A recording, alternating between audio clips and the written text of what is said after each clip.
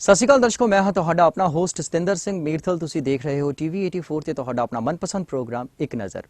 जिवें कि आप सब जानते हो कि असी ਵੱਖ-ਵੱਖ खेतर नाल संबंध रखने वाली शख्सियतां नूं तुहाडे रूबरू करवाने हाँ। तां अज साडे स्टूडियो दे विच एक ऐसी शख्सियत मौजूद है जो किसी भी तारीफ की मोहताज नहीं।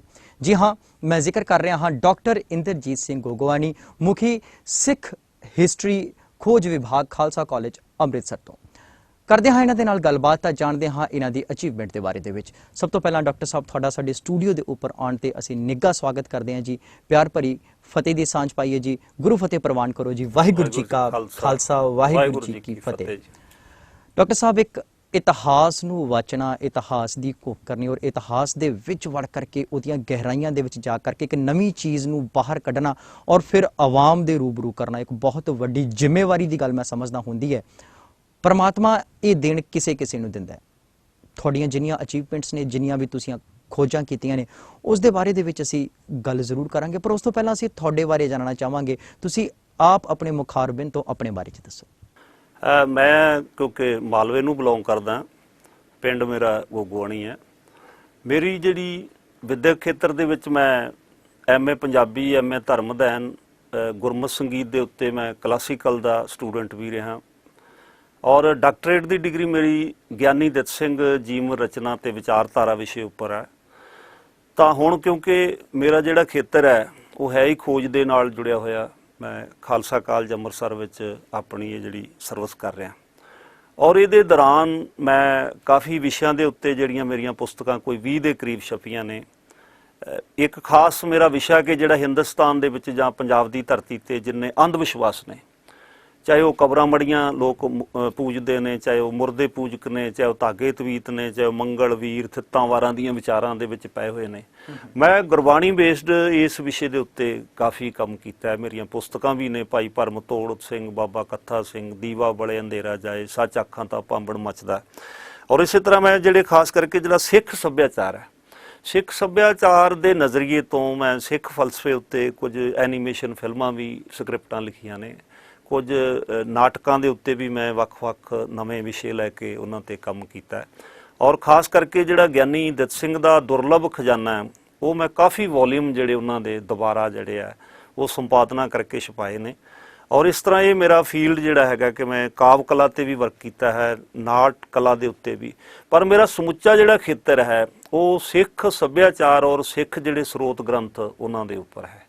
इस करके मैं हुण तक जिन्ना भी सतगुरु की कृपा के नाल काम किया है वो मैं इस नज़रिए तो किया, जां जिहड़े साडे कुछ बेलोड़े वाद विवादी मुद्दे जिहड़े समाज विच कुछ लोकां ने उठाए हुंदे आ, उन्हां ते भी मैं काफ़ी इस तरह का काम किया। बिल्कुल ठीक है जी। और सुरर साहब, तुसीं वाद विवाद की गल कीती है ते असीं गल करांगे इस वेले एक मुद्दा बड़ा गरमाया होया है साडे सिख कौम दे विच। गल करिए ते दशम ग्रंथ की। दसम ग्रंथ का जिहड़ा मुद्दा है वो केवल तो केवल भारत ही नहीं बल्कि समूचे विश्व दे विच जिथे जिथे भी सिख संगतां रहिंदियां ने, जिथे जिथे भी गुरु नानक नाम लेवा संगतां वसदियां ने, हर जगह के उपर दसम ग्रंथ का मुद्दा जिहड़ा है वो बहुत ही इस वेले गरमाया होया। मैं थोड़ी दृष्टिकोण नाल जानना चाहांगा कि आखिरकार ये की माजरा है, ये की मुद्दा है, वाद विवाद किस गल दा? पहली गल तो यह है कि ये मुद्दा है नहीं, इनू मुद्दा बनाया गया जी। 84 के घल्लू घारे तो बाद इस तरह के कुछ बैक ते बैठे जिहड़े शरारती लोग सन उन्होंने साडे नाल एक जिहड़ी सिद्धांतक छेड़छाड़ मीडिया विच करनी हौली हौली शुरू की। इहदे साडे कोले प्रतੱਖ गवाह भी लोग ने जिन्हां नूं उपरों फोन आउंदे रहे कि तुहाडे किस तरह के मुद्दे ने। तां इह मुद्दा है नहीं सी, पर यह मैं समझदा कि सिख समाज दे विच एक बहुत ऐश अज दी मिति दे विच पिछले सालों तो एक खतरनाक मोड़ ते लोकां नूं लै आंदा। पहली गल यह है कि जिहड़े साडे जिन्ने विद्वान ने हुण तक उन्होंने इनू कोई मुद्दा नहीं मन्निया, उन्होंने बहुत शरधा नाल इस ग्रंथ नूं पढ़िया और इस ग्रंथ के उत्ते बहुत सारिया पुस्तकां ने और उन्होंने पुस्तकां दे विच किते कोई वाद विवाद वाला शब्द नहीं हैगा, जां साडे स्रोत ग्रंथ ने जां उहदे विच भी इस तरह। पर यह हुण जिहड़ी अज दी जिहड़ी साडी विश्व भर दी जां देश विदेश दे विच समस्या बना दित्ती गई, क्योंकि जिस ग्रंथ नूं ਭਾਈ ਮਨੀ ਸਿੰਘ ਵਰਗੀ ਸ਼ਖਸੀਅਤ ਨੇ ਸੰਪਾਦਨਾ ਕੀਤੀ ਹੋਵੇ। ਜੀ।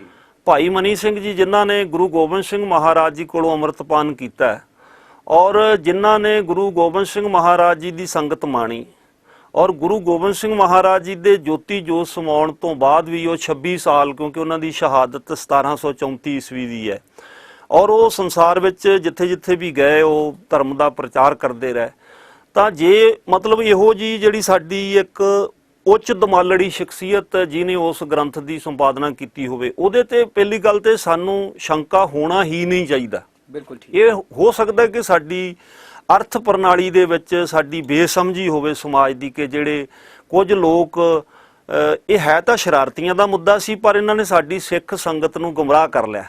ਤੇ ਗੁੰਮਰਾਹ ਹੋਇਆ ਜਿਹੜਾ ਬੰਦਾ ਹੁੰਦਾ ਬੜਾ ਖਤਰਨਾਕ ਹੁੰਦਾ, ਕਿਉਂਕਿ ਸਾਡਾ ਜਿਹੜਾ ਬਹੁ ਗਿਣਤੀ ਤਬਕਾ ਹੈ ਉਹ ਅਖਬਾਰਾਂ ਦੀਆਂ ਖਬਰਾਂ ਪੜ੍ਹ ਕੇ ਜਾਂ ਸੁਣ ਤੋਂ ਸੁਣਤੀ ਬੈਸਣ ਦੀ ਕੋਸ਼ਿਸ਼ ਕਰਦਾ ਹੈ, ਜਦੋਂ ਕਿ ਇਹਨਾਂ ਸਾਰਿਆਂ ਨੇ ਨਾ ਦਸਮ ਗ੍ਰੰਥ ਦਾ ਪਾਠ ਕੀਤਾ, ਨਾ ਦਸਮ ਗ੍ਰੰਥ ਦੇ ਅਰਥ ਜਾਣਨ ਦੀ ਕੋਸ਼ਿਸ਼ ਕੀਤੀ ਹੈ, ਨਾ ਇਹ ਉਹਨਾਂ ਪਰੰਪਰਾਵਾਂ ਨੂੰ ਕਈ ਵਾਰੀ ਸਮਝਣ ਦੀ ਕੋਸ਼ਿਸ਼ ਕੀਤੀ ਜਾਂਦੀ ਹੈ। ਇਹ ਇੱਕ ਹੁਣ ਟਸਲਬਾਜ਼ੀ ਦੇ ਵਿੱਚ ਜਿਵੇਂ ਇੱਕ ਦੂਸਰੇ ਦੇ ਖਿਲਾਫ ਖੜਨ ਵਾਲੀ ਗੱਲ ਹੋ ਗਈ ਹੈ, ਪਰ ਇਹ ਹੈ ਮਾੜੀ ਹੈ, ਕਿਉਂਕਿ ਜਿਹੜਾ ਸਿੱਖ ਹੈ, ਅਸੀਂ ਗੁਰੂ ਦੇ ਸਿੱਖ ਹਾਂ ਔਰ ਅਸੀਂ ਇਹ ਸਾਰੇ ਰਲ ਕੇ ਗਾਉਂਦੇ ਹਾਂ ਕਿ ਸਭ ਸਿੱਖਣ ਕੋ ਹੁਕਮ ਹੈ ਗੁਰੂ ਮਾਨਿਓ ਗ੍ਰੰਥ, ਸਾਡੇ ਗੁਰੂ ਸ੍ਰੀ ਗੁਰੂ ਗ੍ਰੰਥ ਸਾਹਿਬ ਜੀ ਨੇ। ਪਰ ਇਹਦੇ ਵਿੱਚ ਦਸਮ ਗ੍ਰੰਥ ਨੂੰ ਜਿਸ ਰੂਪ ਵਿੱਚ ਅਸੀਂ ਗਲਤ ਰੂਪ ਵਿੱਚ ਪ੍ਰਚਾਰਨ ਦੀ ਕੋਸ਼ਿਸ਼ ਕਰਦੇ ਹਾਂ, ਦਸਮ ਗ੍ਰੰਥ ਬੜੀ ਸਤਿਕਾਰਤ ਬਾਣੀ ਹੈ ਔਰ ਦਸਮ ਗ੍ਰੰਥ ਇੱਕ ਬੜੀ ਵੱਡੀ ਆਪਣੇ ਆਪ ਵਿੱਚ ਇੱਕ ਫਿਲਾਸਫੀ ਹੈਗੀ ਆ। ਦਸਮ ਗ੍ਰੰਥ ਵਿੱਚ ਬੜੇ ਇਤਿਹਾਸਕ ਹਵਾਲੇ ਨੇ ਜਿਹੜੇ ਗੁਰੂ ਗੋਬਿੰਦ ਸਿੰਘ ਮਹਾਰਾਜ ਜੀ ਦੇ ਜੀਵਨ ਬਾਰੇ ਹਨ, ਚੌਹਾਂ ਸਾਹਿਬਜ਼ਾਦਿਆਂ ਦੀ ਸ਼ਹਾਦਤ ਬਾਰੇ ਹਨ, ਔਰ ਇਸ ਤਰ੍ਹਾਂ ਵੀ ਹੋਰ ਬਹੁਤ ਸਾਰੀ ਦੁਰਲੱਭ ਜਿਹੜੀ ਉਹਦੀ ਭਾਸ਼ਾ ਸ਼ੈਲੀ, ਉਹਦੀ ਛੰਦ ਸ਼ੈਲੀ ਔਰ ਉਹਦਾ ਸਮੁੱਚਾ ਜਿਹੜਾ ਵਜੂਦ ਆ, ਉਹਦੇ ਵਿੱਚ ਰਾਗਬੱਧ ਬਾਣੀ ਵੀ ਹੈ, ਉਹਦੇ ਵਿੱਚ ਕਾਲ ਉਸਤਤ ਵੀ ਹੈ, ਉਹਦੇ ਵਿੱਚ ਸਤਿਗੁਰਾਂ ਦਾ ਜਿਹੜਾ ਜ਼ਫਰਨਾਮਾ ਹੈ, ਔਰੰਗਜ਼ੇਬ ਨੂੰ ਲਿਖਿਆ ਹੋਇਆ ਖੱਤ, ਇਹ ਸਾਰਾ ਇੱਕ ਜਿਹੜਾ ਵਜੂਦ ਹੈ ਇਸ ਗ੍ਰੰਥ ਦਾ ਆਪਣੇ ਆਪ ਵਿੱਚ ਬਹੁਤ ਵੱਡੀ ਮਹਾਨਤਾ ਰੱਖਦਾ ਹੈ। ਇਸ ਕਰਕੇ ਮੇਰਾ ਖਿਆਲ ਜਿਹੜੀ ਇਹਦੇ ਬਾਰੇ ਹੋਰ ਡੂੰਘਾਈ ਵਿੱਚ ਜਾਣਨਾ ਸਾਡੇ ਸਮਾਜ ਨੂੰ ਜ਼ਰੂਰੀ ਆ, ਤਾਂ ਕਿ ਉਹ ਆਪਣੇ ਆਪ ਬਾਰੇ ਜਾਣ ਸਕਣ ਕਿ ਅਸੀਂ ਬੇਲੋੜਾ ਵਾਦ-ਵਿਵਾਦ ਨਾ ਕਰੀਏ ਔਰ ਇਸ ਵਾਦ-ਵਿਵਾਦ ਤੋਂ ਗਿਆਨ ਹੀ ਸਾਨੂੰ ਬਚਾ ਸਕਦਾ ਹੈ। ਬਿਲਕੁਲ। ਡਾਕਟਰ ਸਾਹਿਬ, ਦਸਮ ਗ੍ਰੰਥ ਦੇ ਵਿੱਚ ਆਉਂਦੀਆਂ ਜਿਹੜੀਆਂ ਬਾਣੀਆਂ ਨੇ ਜਾਂ ਕੁਝ ਤੁਕਾਂ ਨੇ, ਉਹਨਾਂ ਨੂੰ ਅਸੀਂ ਜ਼ਰੂਰ ਛੂਵਾਂਗੇ, ਪਰ ਉਸ ਤੋਂ ਪਹਿਲਾਂ ਮੈਂ ਇੱਕ ਸਵਾਲ ਕਰਨਾ ਚਾਹਾਂਗਾ ਕਿ ਇਹ ਕੋਈ ਏਡਾ ਲੰਬਾ ਸੰਘਰਸ਼ ਨਹੀਂ ਵੀ ਅਸੀਂ ਕਹਿ ਲਈਏ ਵੀ 100 ਸਾਲ ਪੁਰਾਣਾ ਸੰਘਰਸ਼ ਹੈ ਜੀ ਦਸਮ ਗ੍ਰੰਥ ਦੇ ਵਾਦ ਵਿਵਾਦ ਦਾ, ਜਾਂ 50 ਸਾਲ ਪਹਿਲਾਂ ਬਹੁਤ ਵਧੀਆ ਤਰੀਕੇ ਦੇ ਨਾਲ ਅਦਬ ਸਤਿਕਾਰ ਦੇ ਨਾਲ ਜਿੱਥੇ ਸ਼੍ਰੀ ਗੁਰੂ ਗ੍ਰੰਥ ਸਾਹਿਬ ਮਹਾਰਾਜ ਜੀ ਨੂੰ ਸਤਿਕਾਰ ਦਿੱਤਾ ਜਾਂਦਾ ਸੀ, ਉੱਥੇ ਦਸਮ ਗ੍ਰੰਥ ਨੂੰ ਵੀ ਸਤਿਕਾਰ ਦਿੱਤਾ ਜਾਂਦਾ ਸੀ, ਬੜੇ ਅਦਬ ਦੇ ਨਾਲ ਇਹਦਾ ਨਾਂ ਪੁਕਾਰਿਆ ਜਾਂਦਾ ਸੀ। ਪਰ ਅੱਜ ਦਸਮ ਗ੍ਰੰਥ ਅਖਬਾਰਾਂ ਦੀ ਸੁਰਖੀਆਂ ਬਣਿਆ ਹੋਇਆ, ਮੀਡੀਆ ਦੀ ਬ੍ਰੇਕਿੰਗ ਨਿਊਜ਼ ਬਣਿਆ ਹੋਇਆ, ਹਰ ਜਗ੍ਹਾ ਦੇ ਉੱਪਰ ਮੀਟਿੰਗਾਂ ਦੇ ਵਿੱਚ ਵਾਦ ਵਿਵਾਦ ਉੱਠ ਰਿਹਾ। ਹਾਲਾਂਕਿ ਚੰਗੀ ਗੱਲ ਨਹੀਂ ਹੈ, ਪਰ ਇਹ ਕਿਉਂ? ਇਹ ਕੁਝ ਸਮੇਂ ਦੇ ਵਿੱਚ ਹੀ ਇੱਕ ਐਸੀ ਹਵਾ ਕਿਉਂ ਚੱਲ ਪਈ ਕਿ ਅਸੀਂ ਆਪਣੇ ਪੂਜਨੀਕ ਗ੍ਰੰਥਾਂ ਦੇ ਉੱਪਰ ਹੀ ਸਵਾਲ ਚਿੰਨ੍ਹ ਖੜੇ ਕਰ ਦਿੱਤੇ? ਇਹ ਮੈਂ ਕਹਿੰਦਾ ਹੁੰਦਾ ਕਿ ਕੌਮ ਦੀ ਬਦਕਿਸਮਤੀ ਹੈ ਕਿ ਅਸੀਂ ਸੋਸ਼ਲ ਮੀਡੀਆ ਉੱਤੇ ਵੀ ਮਤਲਬ ਇਹਨੂੰ ਬੜੇ ਗਲਤ ਨਜ਼ਰੀਏ ਤੋਂ ਕੁਝ ਲੋਕ ਪੇਸ਼ ਕਰਨ ਦੀ ਕੋਸ਼ਿਸ਼ ਕਰਦੇ ਆ, ਔਰ ਇਹ ਸਾਨੂੰ ਆਪਣੇ ਸੁਭਾਅ ਬਦਲਣੇ ਪੈਣਗੇ। ਦਸਮ ਗ੍ਰੰਥ ਦੇ ਪ੍ਰਾਤਨ ਹੱਥ ਲਿਖਤ ਸਰੂਪ ਵੀ ਮਿਲਦੇ ਨੇ, ਔਰ ਜਿਹੜੇ ਗੁਟਕੇ ਨੇ ਨਿਤਨੇਮ ਦੀਆਂ ਬਾਣੀਆਂ ਦੇ, ਉਹਦੇ ਵਿੱਚ ਵੀ ਹੱਥ ਲਿਖਤ ਜਾਪ ਸਾਹਿਬ ਤੁਹਾਨੂੰ ਬਾਣੀਆਂ ਮਿਲ ਜਾਣਗੀਆਂ। ਇਹਨੂੰ ਪੜ੍ਹਨ ਤੇ ਵਾਚਣ ਦੀ ਕੋਸ਼ਿਸ਼ ਕਰਨੀ ਪੈਗੀ ਕਿ ਸਾਡੀਆਂ ਪਰੰਪਰਾਵਾਂ ਦੇ ਵਿੱਚ ਇਹ ਸ਼ਾਮਲ ਹੈ। ਜਦੋਂ ਗੁਰੂ ਗੋਬਿੰਦ ਸਿੰਘ ਮਹਾਰਾਜ ਜੀ ਨੇ 1699 ਦੀ ਵਿਸਾਖੀ ਨੂੰ ਖਾਲਸਾ ਪੰਥ ਸਾਜਿਆ, ਉਸ ਸਮੇਂ ਤੱਕ ਸਾਡੇ ਜਿਹੜਾ ਸਿੱਖ ਅਵਾਮ ਆ ਉਹਨਾਂ ਨੂੰ ਇਹ ਬਾਣੀਆਂ ਜਾਪ ਸਾਹਿਬ ਸਵਈਏ ਚੌਪੀ ਕੰਠ ਸਨ, ਔਰ ਇਹ ਅਮਰ ਸੰਚਾਰ ਉਸ ਤੋਂ ਬਾਅਦ ਹੁੰਦਾ ਰਿਹਾ। ਯਕਦਮ ਇਹ ਨਹੀਂ ਹੋ ਸਕਦਾ ਕਿ ਉਹਨਾਂ ਨੇ ਯਕਦਮ ਯਾਦ ਕੀਤਾ ਹੋਏਗਾ, ਇਹ ਸਾਡੀ ਮਤਲਬ ਪਿਛੋਕੜ ਵਿੱਚ ਉਹਨਾਂ ਦੀਆਂ ਸਿਮਰਤੀ ਦੇ ਵਿੱਚ ਇਹ ਬਾਣੀਆਂ ਸਨ। ਔਰ ਇਹਨਾਂ ਬਾਣੀਆਂ ਦੇ ਹਵਾਲੇ ਵੀ ਸਾਡੇ ਜਿੰਨੇ ਵਿਦਵਾਨ, ਮੈਂ ਪਹਿਲਾਂ ਕਹਿ ਰਿਹਾ, ਚਾਹੇ ਭਾਈ ਵੀਰ ਸਿੰਘ ਜੀ ਨੇ, ਚਾਹੇ ਪ੍ਰੋਫੈਸਰ ਸਾਹਿਬ ਸਿੰਘ ਜੀ ਨੇ, ਉਹਨਾਂ ਜਾਪ ਸਾਹਿਬ ਚੌਪੀ ਸਵਈਏ ਬਾਣੀ ਦੀ ਵਿਆਖਿਆ ਵੀ ਕੀਤੀ ਹੈ। ਇਸ ਤੋਂ ਸਿਵਾ ਵੀ ਸਾਡੇ ਗਿਆਨੀ ਦਿੱਤ ਸਿੰਘ ਹੋਏ ਨੇ, ਜਿਹੜੀ ਹੈ ਸਿੰਘ ਸਭਾ ਲਹਿਰ ਵੇਲੇ, ਉਹਨਾਂ ਨੇ ਇੱਕ ਪੂਰੀ ਪੁਸਤਕ ਜਿਹੜੀ ਦੁਰਗਾ ਪ੍ਰਬੋਧ ਇਸ ਵਿਸ਼ੇ ਨੂੰ ਲੈ ਕੇ ਲਿਖੀ ਸੀਗੀ। ਜਿੰਨੇ ਵੀ ਸਾਡੇ ਹੁਣ ਤੱਕ ਵਿਦਵਾਨ ਹੋਏ ਨੇ ਨਾਮਵਰ, ਉਹਨਾਂ ਨੇ ਦਸਮ ਗ੍ਰੰਥ ਪ੍ਰਤੀ ਬਹੁਤ ਹੀ ਸ਼ਰਧਾ ਨਾਲ ਔਰ ਬਹੁਤ ਹੀ ਪਿਆਰੇ ਸ਼ਬਦਾਂ ਵਿੱਚ ਇਹਦੀ ਵਿਆਖਿਆਕਾਰੀ ਕੀਤੀ ਹੈ। ਹਾਂ, ਇਹ ਹੈਗਾ ਜਿਹੜੇ ਬਿਲਕੁਲ ਵੀ ਕਿਸੇ ਨੇ ਕੋਈ ਕੰਮ ਨਹੀਂ ਕੀਤਾ, ਉਹ ਵਿਰੋਧ ਕਰਨ ਵਾਲਿਆਂ ਚੋਂ ਮੈਨੂੰ ਇੰਝ ਲੱਗਾ ਕਿ ਉਹਨਾਂ ਦੀ ਆਪਣੀ ਕੋਈ ਪਹੁੰਚ ਵਿਧੀ ਨਹੀਂ ਹੈਗੀ, ਉਹ ਕੇਵਲ ਵਿਰੋਧ ਸਮਝ ਕੇ ਵਿਰੋਧ ਕੀਤਾ ਜਾ ਰਿਹਾ, ਜਾਂ ਇਹਦੀ ਅਰਥ ਸਮਝਣ ਦੀ ਕੋਸ਼ਿਸ਼ ਨਹੀਂ। ਮੈਂ ਨਿੱਕੀ ਜਿਹੀ ਉਦਾਹਰਨ ਦੇਵਾਂਗਾ ਕਿ ਚੌਪੀ ਵਿੱਚ ਸ਼ਬਦ ਆਉਂਦਾ, ਅਬ ਰੱਛਾ ਮੇਰੀ ਤੁਮ ਕਰੋ, ਸਿੱਖ ਉਬਾਰ ਅਸਿੱਖ ਸੰਗਰੋ। ਇਹਦੇ ਤਿੰਨ ਤਰ੍ਹਾਂ ਦੇ ਅਰਥ ਮੈਨੂੰ ਪੜ੍ਹਨ ਲਈ ਮਿਲੇ। ਕੁਝ ਲੋਕਾਂ ਨੇ ਅਰਥ ਕਰਤੇ ਜੀ ਵੀ ਗੁਰੂ ਸਾਹਿਬ ਬੇਨਤੀ ਕਰਦੇ ਨੇ ਕਿ ਸਿੱਖਾਂ ਨੂੰ ਉਭਾਰੋ ਤੇ ਜਿਹੜੇ ਗੈਰ ਸਿੱਖ ਨੇ ਉਹਨਾਂ ਦਾ ਸੰਘਾਰ ਕਰ ਦਿਓ, ਤੇ ਇਹਦਾ ਮਤਲਬ ਇਹ ਦਸਮ ਪਾਤਸ਼ਾਹ ਦੀ ਬਾਣੀ ਨਹੀਂ, ਇਹ ਉਹਨਾਂ ਦੀ ਸੋਚ ਹੈ। ਪਰ ਉਸ ਤੋਂ ਅੱਗੇ ਸ਼ਖਸ ਨੇ ਅਰਥ ਕੀਤੇ ਵੀ ਗੁਰਮੁਖਾਂ ਨੂੰ ਉਭਾਰੋ ਤੇ ਜਿਹੜੇ ਮਨਮੁਖ ਨੇ ਉਹਨਾਂ ਦਾ ਸੰਘਾਰ ਕਰ ਦਿਓ। ਪਰ ਇਹਦੇ ਪ੍ਰਤੀ ਮੈਂ ਸਭ ਤੋਂ ਵਧੀਆ ਅਰਥ ਗਿਣਦਾ ਡਾਕਟਰ ਤਾਰਨ ਸਿੰਘ ਜੀ ਹੋਰਾਂ ਦੇ ਕਿ ਹਰ ਬੰਦੇ ਦੇ ਅੰਦਰ ਸਿੱਖ ਵੀ ਹੈਗਾ, ਅਸਿੱਖ ਵੀ ਹੈਗਾ। ਜਿਵੇਂ ਹਰ ਮਨੁੱਖ ਕੋਲੇ ਗਿਆਨ ਵੀ ਹੈਗਾ, ਅਗਿਆਨ ਵੀ ਹੈਗਾ। ਤਾਂ ਸਤਿਗੁਰਾਂ ਨੇ ਇੱਥੇ ਸਾਨੂੰ ਬੇਨਤੀ ਕਰਨੀ ਸਿਖਾਈ ਹੈ ਕਿ ਹੇ ਅਕਾਲ ਪੁਰਖ ਜੀਓ, ਮੇਰੇ ਅੰਦਰ ਜਿਹੜਾ ਸਿੱਖ ਹੈ, ਸਿੱਖੀ ਨੂੰ ਉਭਾਰੋ ਤਾਂ ਕਿ ਮੈਂ ਉਹਨਾਂ ਸਿਧਾਂਤਾਂ ਉੱਤੇ ਪਹਿਰਾ ਦੇ ਸਕਾਂ। ਮੈਂ ਇੱਕ ਅਕਾਲ ਦਾ ਪੁਜਾਰੀ ਹਾਂ, ਮੈਂ ਸਰਬੱਤ ਦੇ ਭਲੇ ਨੂੰ ਮੰਨਣ ਵਾਲਾ ਹਾਂ, ਮੈਂ ਚੜ੍ਹਦੀ ਕਲਾ ਵਾਲਾ ਹਾਂ, ਮੈਂ ਕਿਸੇ ਜਾਤ ਪਾਤ ਵਿੱਚ ਦੇ ਵਿਤਕਰੇ ਵਿੱਚ ਨਾ ਪਵਾਂ।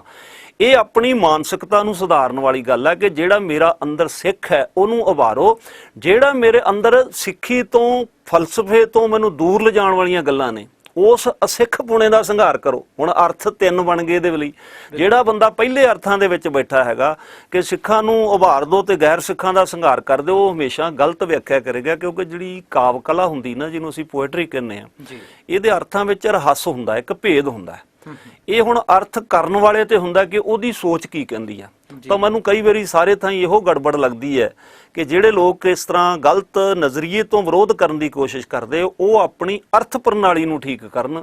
ਕਿਉਂਕਿ ਉਸ ਨਜ਼ਰੀਏ ਤੋਂ ਜਿਹੜੀ ਅੱਖ ਨਾਲ ਉਹ ਦੇਖ ਰਹੇ ਨੇ, ਉਹ ਅੱਖ ਗਲਤ ਹੈਗੀ ਆ ਜਾਂ ਉਹ ਸੋਚ ਗਲਤ ਹੈਗੀ ਆ।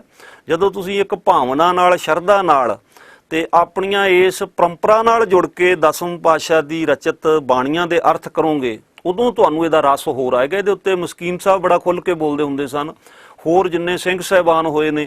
ਔਰ ਸਭ ਤੋਂ ਵੱਡੀ ਗੱਲ ਦੇਖੋ ਕਿ ਸਾਡੇ ਹਰਿਮੰਦਰ ਸਾਹਿਬ, ਕਿਉਂਕਿ ਸਾਡਾ ਕੇਂਦਰੀ ਸਥਾਨ ਹੈ, ਉੱਥੋਂ ਦੀ ਜਿਹੜੀ ਮਰਿਆਦਾ ਹੈ ਉਹ ਭਾਈ ਮਨੀ ਸਿੰਘ ਵੇਲੇ ਤੋਂ, ਜਦੋਂ ਹੁਕਮਨਾਮਾ ਅੰਮ੍ਰਿਤ ਵੇਲੇ ਦਾ ਹੁੰਦਾ, ਅੱਜ ਵੀ ਇਹ ਪਰੰਪਰਾ ਹੈ ਕਿ ਸਭ ਤੋਂ ਪਹਿਲਾਂ ਜਾਪ ਸਾਹਿਬ ਦਾ ਪਹਿਲਾ ਛੰਦ ਪੜਿਆ ਜਾਂਦਾ। ਚੱਕਰ ਚਿਹਨਰ ਬਰਨ ਜਾਤਰ ਪਾਤ ਨਹਿਨ ਜੇ ਰੂਪ ਰੰਗਰ ਰੇਖ ਭੇਖ ਕੋ ਕਹਿ ਨਾ ਸਕਤ ਕੇ ਚੱਲ ਮੂਰਤਨ ਭਉ ਪ੍ਰਕਾਸ਼ ਸਮਤੋਜ ਕਹਿਜੈ।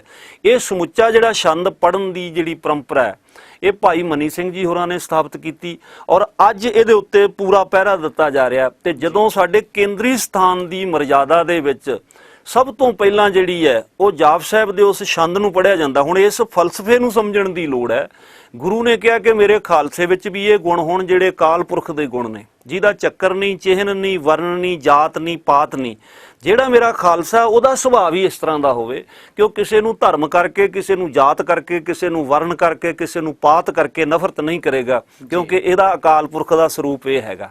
ਹੁਣ ਇਸ ਫਲਸਫੇ ਨੂੰ ਜਦੋਂ ਕੋਈ ਬੰਦਾ ਸਮਝੇਗਾ ਤਾਂ ਮੇਰਾ ਖਿਆਲ ਨਹੀਂ ਉਹਦੀ ਸੋਚ ਵਿੱਚੋਂ ਵਿਰੋਧ ਪੈਦਾ ਹੋਏਗਾ, ਸਗੋਂ ਸ਼ਰਧਾ ਨਾਲ ਪੜੇਗਾ। ਬਿਲਕੁਲ ਠੀਕ ਹੈ। ਸੋ ਵੇਲਾ ਹੋ ਚੱਲਿਆ ਇੱਕ ਛੋਟੇ ਜਿਹੇ ਬ੍ਰੇਕ ਦਾ। ਛੇਤੀ ਮੁੜਦੇ ਹਾਂ ਛੋਟੇ ਜਿਹੇ ਬ੍ਰੇਕ ਤੋਂ ਬਾਅਦ। ਇੱਕ ਨਜ਼ਰ, ਇੱਕ ਨਜ਼ਰ, ਇੱਕ ਨਜ਼ਰ,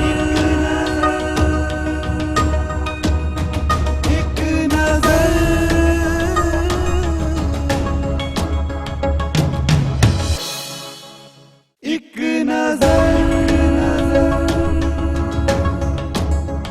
ਇੱਕ ਨਜ਼ਰ, ਇੱਕ ਨਜ਼ਰ।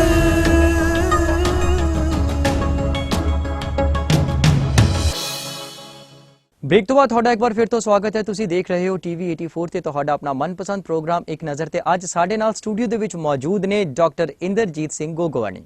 ਸੋ ਡਾਕਟਰ ਸਾਹਿਬ ਜੀ, ਜਿਵੇਂ ਕਿ ਗੁਰਬਾਣੀ ਦੀ ਤੁਕਾਂ ਦਾ ਜ਼ਿਕਰ ਹੋਇਆ, ਦਸਮ ਗ੍ਰੰਥ ਦੀ ਅਰਦਾਸ ਵੇਲੇ ਗੁਰਬਾਣੀ ਦੀ ਤੁਕ ਆਉਂਦੀ ਹੈ, ਪ੍ਰਥਮ ਭਗਉਤੀ ਸਿਮਰ ਕੇ।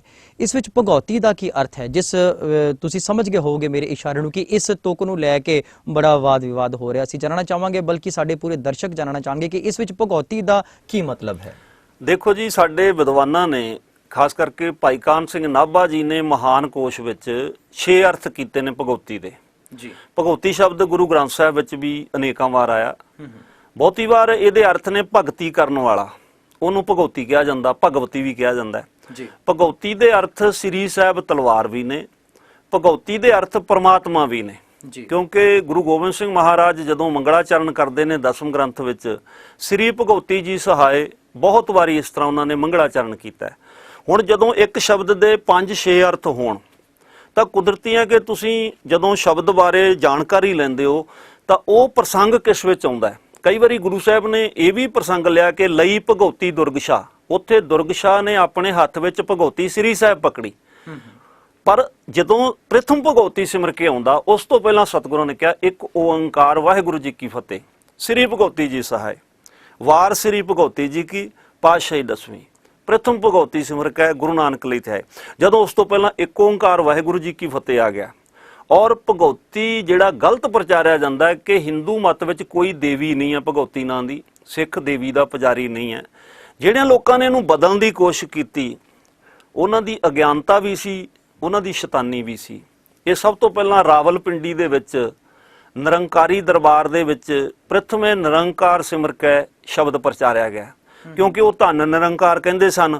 ਹੋ ਸਕਦਾ ਉਹਨਾਂ ਦੀ ਸ਼ਰਾਰਤ ਨਾ ਹੋਵੇ, ਉਹਨਾਂ ਨੂੰ ਚੰਗਾ ਲੱਗਾ ਹੋਵੇ ਵੀ ਅਸੀਂ ਪ੍ਰਥਮੇ ਨਿਰੰਕਾਰ ਕਹਿ ਲੈਨੇ, ਲੋਕਾਂ ਨੂੰ ਸਿੱਧਾ ਸਮਝ ਆ ਜਾਂਦਾ ਜੀ। ਉਸ ਤੋਂ ਬਾਅਦ 1907 ਦੇ ਵਿੱਚ ਤੇਜਾ ਸਿੰਘ ਭਸੌੜ ਵਾਲੇ ਚੀਫ ਖਾਲਸਾ ਦੀਵਾਨ ਨਾਲ ਰੁੱਸ ਕੇ ਤੇ ਉਹਨਾਂ ਨੇ ਇੱਕ ਵੱਖਰਾ ਆਪਣਾ ਰੂਪ ਬਣਾਇਆ ਦਲ। ਉਹਨਾਂ ਨੇ ਪ੍ਰਥਮੇ ਸਤਨਾਮ ਸਿਮਰ ਕੇ ਕਹਿਣਾ ਸ਼ੁਰੂ ਕਰ ਦਿੱਤਾ। ਉਹਨਾਂ ਦੀ ਵੇਖਾ ਵੇਖੀ ਸਾਡੇ ਕੁਝ ਵਿਦੇਸ਼ੀ ਰਾਈਟਰ ਸਨ, ਉਹਨਾਂ ਨੇ ਕਰਤਾ ਜੀ ਇਹ ਸਤਨਾਮ ਠੀਕ ਆ ਜੀ। ਕੁਝ 2-4 ਸਾਡੇ ਲੇਖਕ ਪ੍ਰਚਾਰਕ ਜਿਹੜੇ ਹਮੇਸ਼ਾ ਦੇਸ਼ ਵਿਦੇਸ਼ ਵਿੱਚ ਲੜਾਈ ਦਾ ਕਾਰਨ ਹੀ ਬਣੇ ਨੇ, ਜਿਨ੍ਹਾਂ ਦਾ ਬੌਧਿਕ ਤਲ ਵੀ ਬਹੁਤ ਡੂੰਘਾ ਨਹੀਂ ਹੈ, ਜਿਨ੍ਹਾਂ ਦੀ ਕੋਈ ਵਿੱਦਿਆ ਵੀ ਜ਼ਿਆਦਾ ਨਹੀਂ ਹੈ, ਜਿਹੜੇ ਕੋਈ ਅਜੇ ਤੱਕ ਕੁਝ ਲਿਖ ਕੇ ਵੀ ਨਹੀਂ ਦੇ ਸਕੇ, ਕੇਵਲ ਵਾਦ ਵਿਵਾਦ ਹੀ ਕਰਦੇ ਨੇ, ਬੇਲੋੜਾ ਵਾਦ ਵਿਵਾਦ ਕਰਦੇ ਨੇ।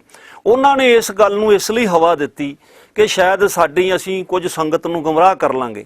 ਪਰ ਮੈਂ ਦਾਅਵੇ ਨਾਲ ਕਹਿੰਦਾ ਕਿ ਗੁਰੂ ਗੋਬਿੰਦ ਸਿੰਘ ਮਹਾਰਾਜ ਜੀ ਨੇ ਜਦੋਂ ਇਹ ਅਰਦਾਸ ਦੀ ਇਹ ਪੌੜੀ ਰਚੀ ਹੈ, ਇਹ ਸਾਡੀ ਪਰੰਪਰਾ ਵਿੱਚ ਹੈ ਕਿ ਜਦੋਂ ਖਾਲਸਾ ਪੰਥ ਦੀ ਸਾਜਨਾ ਹੋਈ ਤਾਂ ਇਹ ਅਰਦਾਸ ਜਿਹੜੀ ਹੈ, ਇਹ ਪੌੜੀ ਗੁਰੂ ਗੋਬਿੰਦ ਸਿੰਘ ਮਹਾਰਾਜ ਜੀ ਨੇ ਅਨੰਦਪੁਰ ਸਾਹਿਬ ਵਿਖੇ ਇਹ ਅਰਦਾਸ ਕੀਤੀ।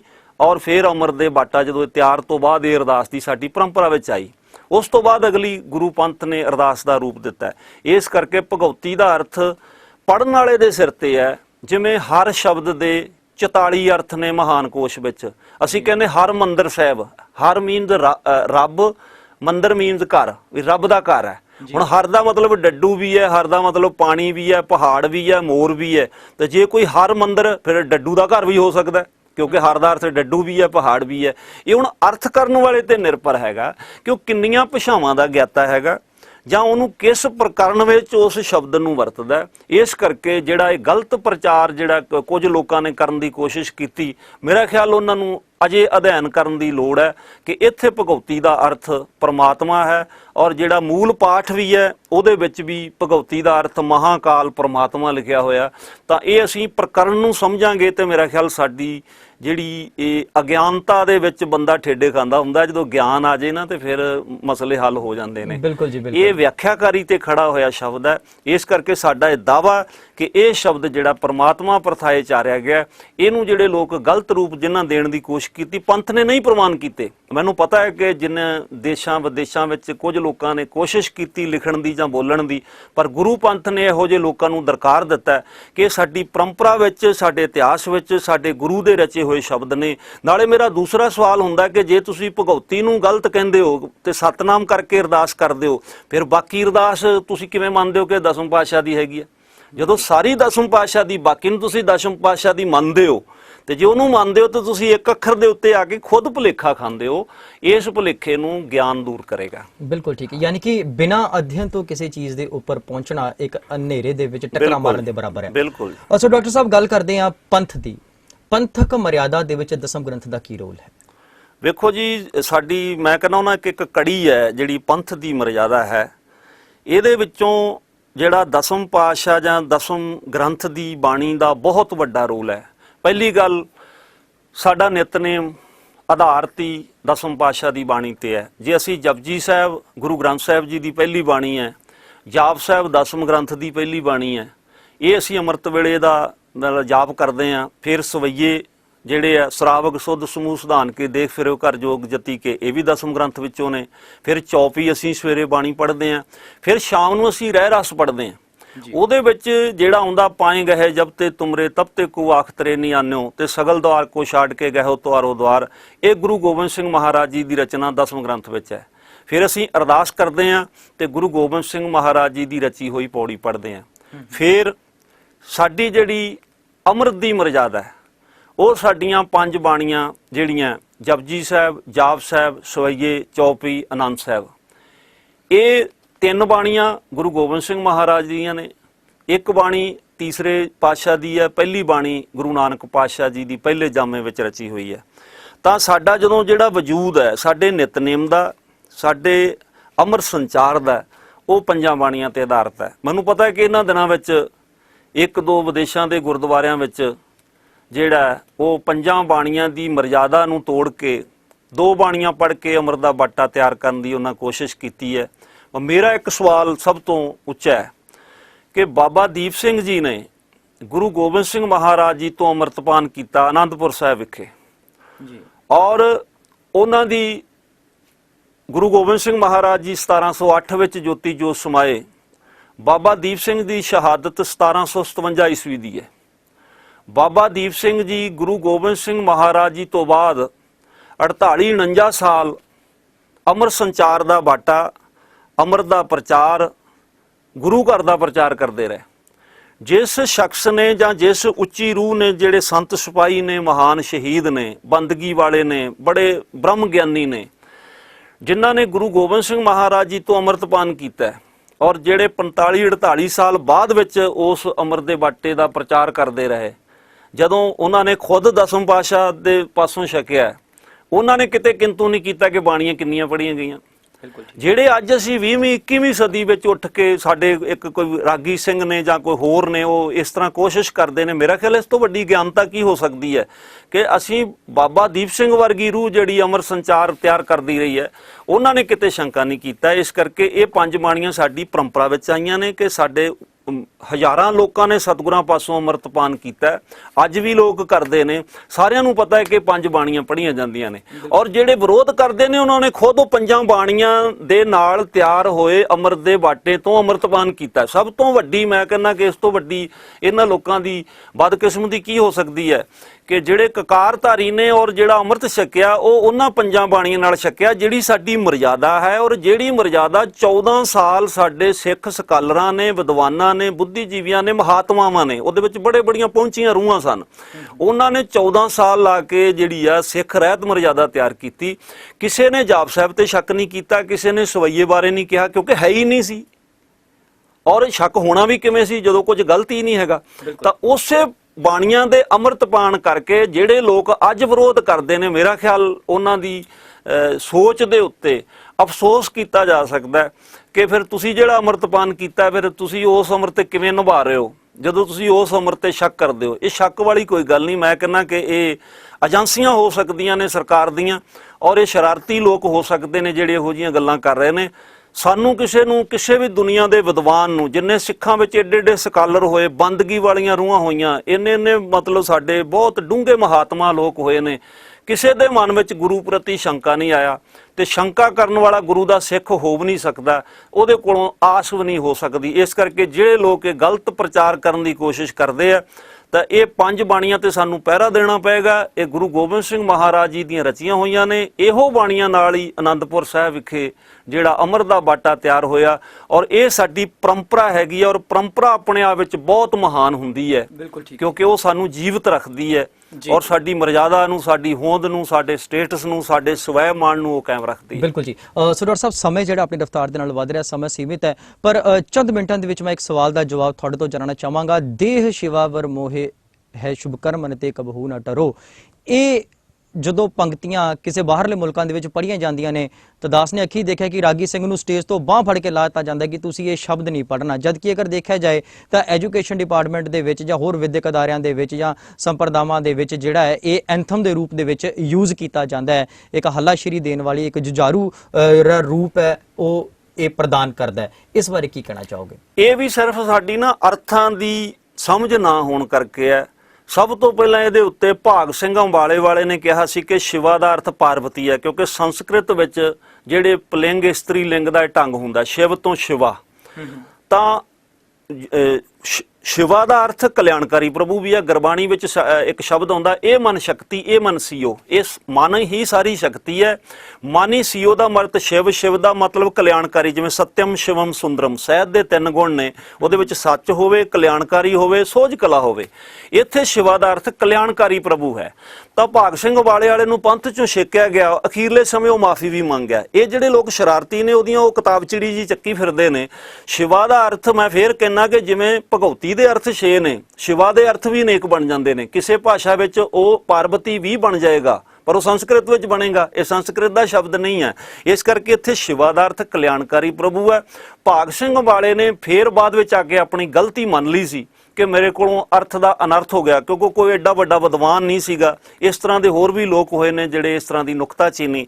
ਇਹ ਸ਼ਬਦ ਵਿਸ਼ਵ ਭਰ ਵਿੱਚ ਜਿੱਥੇ ਸਾਡਾ ਸਿੱਖ ਸਮਾਜ ਹੈ, ਇੱਥੋਂ ਤੱਕ ਕਿ ਆਰਮੀ ਦੇ ਵਿੱਚ ਵੀ ਇਸ ਸ਼ਬਦ ਦੀਆਂ ਧੁਨਾਂ ਗਾਈਆਂ ਜਾਂਦੀਆਂ, ਜਿੱਥੇ ਸਾਡੀ ਸਿੱਖ ਜਿਹੜੀ ਫੌਜ ਹੁੰਦੀ ਹੈ, ਔਰ ਸਾਡੇ ਜਿੰਨੇ ਖਾਲਸਾ ਸੰਸਥਾਵਾਂ ਕੀ ਦੁਨੀਆ ਭਰ ਦੇ ਵਿੱਚ ਇਹ ਸ਼ਬਦ ਗਾਇਨ ਕੀਤਾ ਜਾਂਦਾ ਹੈ। ਪਰ ਇਹਦੇ ਅਰਥਾਂ ਨੂੰ ਸਮਝੀਏ ਕਿ ਇੱਥੇ ਸ਼ਿਵਾ ਦਾ ਅਰਥ ਪਰਮਾਤਮਾ ਹੈ। ਗੁਰੂ ਗੋਬਿੰਦ ਸਿੰਘ ਮਹਾਰਾਜ ਜੀ ਨੇ ਸਾਨੂੰ ਅਰਦਾਸ ਕਰਨ ਦੀ ਜਾਚ ਦੱਸੀ ਹੈ ਕਿ ਹੇ ਕਲਿਆਣਕਾਰੀ ਪ੍ਰਭੂ, ਮੈਨੂੰ ਇਹੋ ਜਿਹਾ ਵਰ ਦਿਓ ਕਿ ਸ਼ੁਭ ਕਰਮਨ ਤੇ ਕਬ ਹੂੰ ਨਾ ਡਰੂੰ, ਨਾ ਡਰੋਂ ਅਰਸੋਂ। ਉੱਥੇ ਅਰ ਦਾ ਮਤਲਬ ਦੁਸ਼ਮਣ ਹੈ, ਨਾ ਡਰੋਂ ਅਰਸੋਂ, ਨਹੀਂ ਡਰਾਂਗਾ ਦੁਸ਼ਮਣਾਂ ਤੋਂ। ਜਬ ਜਾਏ ਲਰੋਂ ਨਿਸ਼ਚੈ ਕਰ ਆਪਣੀ ਜੀਤ ਕਰੂੰ। ਅਰ ਸਿੱਖੋ, ਹੁਣ ਉੱਥੇ ਅਰ ਫੇਰ ਆ ਗਿਆ। ਉੱਥੇ ਅਰ ਦਾ ਮਤਲਬ ਹੈ ਅਤੇ ਮੈਂ ਸਿੱਖਿਆ ਦਿੰਦਾ ਹਾਂ ਆਪਣੇ ਹੀ ਮਨ ਕੋ। ਇਹ ਲਾਲਚ ਕਾਹਦਾ ਲਾਲਚ? ਹਉ ਗੁਣ ਤਉ ਚਰੋਂ। ਪਰ ਅੰਤ ਕਹਿੰਦੇ ਨੇ ਜਬ ਆਵ ਕੀ ਔਦ ਨਿਦਾਨ ਬਣੇ। ਨਿਦਾਨ ਦਾ ਅਰਥ ਹੁੰਦਾ ਅੰਤ। ਕਈ ਵਾਰੀ ਸਾਡੇ ਗਾ ਜਾਂਦੇ ਨੇ ਨਿਧਾਨ ਬਣੇ। ਨਿਧਾਨ ਦਾ ਅਰਥ ਹੁੰਦਾ ਖਜ਼ਾਨਾ, ਜਿਵੇਂ ਘਰ ਨੌ ਨਿਧ ਆਵੇ ਤਾਏ। ਧੱਦੇ ਨਾਲ ਇਹ ਖਜ਼ਾਨਾ ਬਣ ਜਾਂਦਾ, ਨਿਦਾਨ ਨਾਲ ਇਹ ਅੰਤ ਸ਼ਬਦ ਹੋ ਜਾਂਦਾ। ਨਾਦਾਨ ਕਹਿ ਦਿਓ ਤੇ ਭੋਲਾ ਭਾਲਾ ਦਾ ਅਰਥ ਹੋ ਜਾਂਦਾ। ਹੁਣ ਨਾਦਾਨ, ਨਿਦਾਨ, ਨਿਧਾਨ, ਇਹ ਉਚਾਰਨ ਵਿੱਚ ਅਰਥ ਬਦਲ ਜਾਏਗਾ। ਹੁਣ ਇਹ ਸੂਖਸ਼ਮ ਜਿਹੜੀਆਂ ਤੰਦਾਂ ਨੇ ਇਹ ਭਾਸ਼ਾਈ ਗਿਆਨ ਨਾਲ ਸਮਝਣ ਆਉਣਗੀਆਂ। ਸਤਿਗੁਰੂ ਕਹਿੰਦੇ ਨੇ ਕਿ ਅਤ ਹੀ ਰਣ ਮੈਂ ਤਬ ਜੂਝ ਮਰੂ। ਜਦ ਮੇਰੀ ਜ਼ਿੰਦਗੀ ਦਾ ਅੰਤਲਾ ਸਮਾਂ ਵੀ ਹੋਵੇ ਤੇ ਮੈਂ ਸ਼ੁਭ ਕਰਮ ਕਰਦਾ ਹੋਇਆ ਅਗਰ ਮੈਦਾਨੇ ਜੰਗ ਵਿੱਚ ਜੂਝ ਕੇ ਸ਼ਹੀਦ ਵੀ ਹੋ ਜਾਵਾਂ, ਪਰ ਮੈਂ ਸ਼ੁਭ ਕਰਮ ਕਰਨ ਤੋਂ ਕਬਹੂ ਨਾ ਡਰੂੰ। ਮੈਂ ਕਹਿੰਦਾ ਕਿ ਇਹ ਵੀ ਸਾਡੇ ਸਮਾਜ ਨੂੰ ਸਮਝਣ ਦੀ ਲੋੜ ਹੈ ਕਿ ਇਹ ਗ੍ਰੰਥ ਬੜਾ ਡੂੰਘਾ ਔਰ ਇਹਦੀ ਜਿਹਨੂੰ ਟਕਸਾਲੀ ਭਾਸ਼ਾ 'ਚ ਕਹਿੰਦੇ ਆ ਕਿ ਮਹਿੰਗੀ ਬਾਣੀ ਹੈ। ਇਹਦੇ ਛੰਦਾਂ ਦੀ ਚਾਲ ਵਿੱਚੋਂ ਮੈਂ ਤਾਂ ਕਹਿੰਦਾ ਉਹਨਾਂ ਸਿੱਖ ਪੰਥ ਨੂੰ ਮਾਣ ਹੋਣਾ ਚਾਹੀਦਾ। ਮੈਂ ਹਿੰਦੁਸਤਾਨੀ ਕਵਿਤਾ ਬਹੁਤ ਪੜ੍ਹੀ ਹੈ। ਇੱਕ ਅਛਰੀ ਛੰਦ ਕਿਸੇ ਨੇ ਵੀ ਕਵੀ ਨੇ ਅਜੇ ਤੱਕ ਕਵਿਤਾ ਨਹੀਂ ਲਿਖੀ ਜਿਹੜਾ ਗੁਰੂ ਗੋਬਿੰਦ ਸਿੰਘ ਮਹਾਰਾਜ ਜੀ ਨੇ ਲਿਖਿਆ। ਇੱਕ ਅਛਰੀ ਛੰਦ ਅਜੈ ਅਲੈ ਅਭੈ ਅਬੈ ਅਭੂ ਅਜੂ ਅਨਾਸ ਕਾਸ ਗੰਜ ਪੰਜ ਅਲਖ ਪਖ ਕਾਲ ਦਿਆਲ ਲੇਖ ਭੇਖ ਨਾਮ ਕਾਮ ਗਾ ਢਾ ਅਨਾਥੇ ਪਰਮਾਥੇ ਜੋਨੀ ਮੋਨੀ ਨਾ ਰਾਗੇ ਨਾ ਰੰਗੇ ਨਾ ਰੂਪੇ ਨਾ ਰੇਖੇ ਅਕਰਮੰ ਅਪਰਮੰ ਅਗੰਜੇ ਅਲੇਖੇ। ਸਿੱਖ ਸਮਾਜ ਅਗਰ ਇਹਨੂੰ ਪੋਜ਼ਿਟਿਵ ਰੂਪ ਵਿੱਚ ਚੜ੍ਹਦੀ ਆਸ਼ਾਵਾਦੀ ਨਜ਼ਰੀਏ ਤੋਂ ਸੋਚੇ, ਇਹ ਕਛਰੀ ਛੰਦ ਦੇ ਉੱਤੇ ਹਿੰਦੁਸਤਾਨ ਵਿੱਚ ਕਿਸੇ ਕਵੀ ਨੇ ਇਸ ਤਰ੍ਹਾਂ ਦੀ ਨਾ ਅਧਿਆਤਮਕ ਤੇ ਨਾ ਸੰਸਾਰਕ ਕਵਿਤਾ ਨਹੀਂ ਲਿਖ ਸਕਿਆ, ਕਾਵ ਰੂਪ ਨਹੀਂ ਦੇ ਸਕਿਆ। ਇਹਦਾ ਸਾਨੂੰ ਮਾਣ ਹੋਣਾ ਚਾਹੀਦਾ ਕਿ ਗੁਰੂ ਗੋਬਿੰਦ ਸਿੰਘ ਮਹਾਰਾਜ ਜੀ ਨੇ ਇੱਕ ਅੱਖਰੀ ਛੰਦ ਦੇ ਵਿੱਚ ਵੀ ਪਰਮਾਤਮਾ ਦੀ ਉਸਤਤੀ ਕਰਦੇ ਆ ਇੰਨੇ ਡੂੰਘੇ ਸ਼ਬਦ ਰਚੇ ਨੇ ਕਿ ਇਹ ਕਾਵ ਕਲਾ ਦੀ ਵੀ ਸਿਖਰ ਹੈ, ਰੂਹਾਨੀਅਤ ਦੀ ਵੀ ਸਿਖਰ ਹੈ, ਅਧਿਆਤਮਕਤਾ ਦੀ ਸਿਖਰ ਹੈ। ਵੈਸੇ ਮੈਂ ਇਮਾਨਦਾਰੀ ਨਾਲ ਕਹਾਂ ਕਿ ਮੈਂ ਦਸਮ ਗ੍ਰੰਥ ਦੇ ਉੱਤੇ ਘੰਟਿਆਂ ਬੱਧੀ ਬੋਲ ਸਕਦਾ। ਅਗਰ ਕਿਸੇ ਨੂੰ ਇਸ ਤਰ੍ਹਾਂ ਦਾ ਸ਼ੰਕਾ ਹੋਵੇ ਤੇ ਮੈਂ ਉਹਦੀ ਵੀ ਨਿਵਰਤੀ ਕਰਾ ਸਕਦਾ। ਪਰ ਇਹ ਮੈਂ ਜ਼ਰੂਰ ਬੇਨਤੀ ਜਾਂ ਅਪੀਲ ਕਰਨੀ ਚਾਹੁੰਦਾ ਕਿ ਜਿਹੜੇ ਲੋਕ ਅਖਬਾਰੀ ਖਬਰਾਂ ਪੜ੍ਹ ਕੇ ਜਾਂ ਕੇਵਲ ਮੈਗਜ਼ੀਨ ਪੜ੍ਹ ਕੇ ਵਾਦ-ਵਿਵਾਦ ਕਰਦੇ ਨੇ, ਉਹ ਜ਼ਰੂਰ ਇਹ ਸੋਚਣ ਦੀ ਕੋਸ਼ਿਸ਼ ਕਰਨ ਕਿ ਗ੍ਰੰਥ ਐਵੇਂ ਨਹੀਂ ਰਚੇ ਜਾਂਦੇ ਹੁੰਦੇ। ਇਹ ਸਤਿਗੁਰਾਂ ਦੀ ਰੂਹਾਨੀਅਤ ਦਾ ਪ੍ਰਗਟ ਰੂਪ ਹੈ।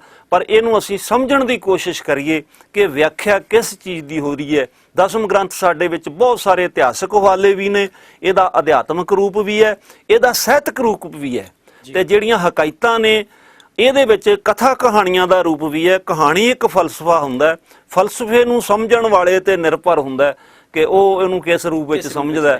ਇਸ ਕਰਕੇ ਇਹ ਗ੍ਰੰਥ ਬੜੇ ਪ੍ਰਵਾਨਿਤ ਗ੍ਰੰਥ ਨੇ। ਗ੍ਰੰਥ ਕਿਸੇ ਤਰ੍ਹਾਂ ਦਾ ਵੀ ਹੋਵੇ, ਪੜ੍ਹਨ ਵਾਲੇ ਦੇ ਨਜ਼ਰੀਏ 'ਚ ਉਹਨੂੰ ਫੇਰ ਪਤਾ ਲੱਗਦਾ ਕਿ ਇਹ ਕਹਿਣਾ ਕੀ ਚਾਹੁੰਦਾ। ਕਈ ਵਾਰੀ ਕੁਝ ਗੱਲਾਂ ਬੰਦੇ ਦੇ ਉੱਪਰੋਂ ਦੀ ਲੰਘ ਜਾਂਦੀਆਂ, ਜਿਹਨੂੰ ਪੰਜਾਬੀ 'ਚ ਕਹਿੰਦੇ ਨੇ ਸਮਝ ਨਹੀਂ ਆਉਂਦੀ। ਬਿਲਕੁਲ ਜੀ, ਬਿਲਕੁਲ। ਇਸ ਕਰਕੇ ਇਹਨੂੰ ਦੀਰਘ ਅਧਿਐਨ ਦੀ ਲੋੜ ਹੈਗੀ ਆ, ਇਹਦੇ ਤੇ ਵਾਦ-ਵਿਵਾਦ ਕਰਨ ਦੀ ਲੋੜ ਨਹੀਂ ਹੈ। ਬਿਲਕੁਲ ਜੀ, ਬਿਲਕੁਲ। ਸੋ ਇਹ ਸਨ ਡਾਕਟਰ ਇੰਦਰਜੀਤ ਸਿੰਘ ਗੋਗਵਾਨੀ, ਜਿਨ੍ਹਾਂ ਨੇ ਬੜੇ ਹੀ ਬੇਬਾਕ ਤਰੀਕੇ ਦੇ ਨਾਲ ਆਪਣੀ ਗੱਲ ਨੂੰ ਰੱਖਿਆ ਕਿ ਬਿਨਾਂ ਅਧਿਐਨ ਤੋਂ ਕਿਸੇ ਵੀ ਗੱਲ ਦਾ ਜਿਹੜਾ ਹੈ ਉਹ ਵਿਵਾਦ ਨਹੀਂ ਖੜਾ ਕਰਨਾ ਚਾਹੀਦਾ। ਸੋ ਗੋਗਵਾਨੀ ਸਾਹਿਬ, ਆਪ ਜੀ ਸਾਡੇ ਸਟੂਡੀਓ ਦੇ ਵਿੱਚ ਆਏ, ਆਪ ਜੀ ਨੇ ਆਪਣੇ ਰੁਝੇਵਿਆਂ ਦੇ ਵਿੱਚੋਂ ਕੁਝ ਕੁ ਕੀਮਤੀ ਸਮਾਂ ਸਾਡੇ ਲਈ ਕੱਢਿਆ, ਸਾਡੇ ਸਰੋਤਿਆਂ ਦੇ ਲਈ ਕੱਢਿਆ। ਤੁਹਾਡਾ ਬਹੁਤ ਬਹੁਤ ਧੰਨਵਾਦ ਜੀ। ਫਤਿਹ ਦੀ ਸਾਂਝ ਪਾਈਏ ਜੀ। ਵਾਹਿਗੁਰੂ ਜੀ ਕਾ ਖਾਲਸਾ, ਵਾਹਿਗੁਰੂ ਜੀ ਕੀ ਫਤਿਹ ਜੀ। ਇੱਕ ਨਜ਼ਰ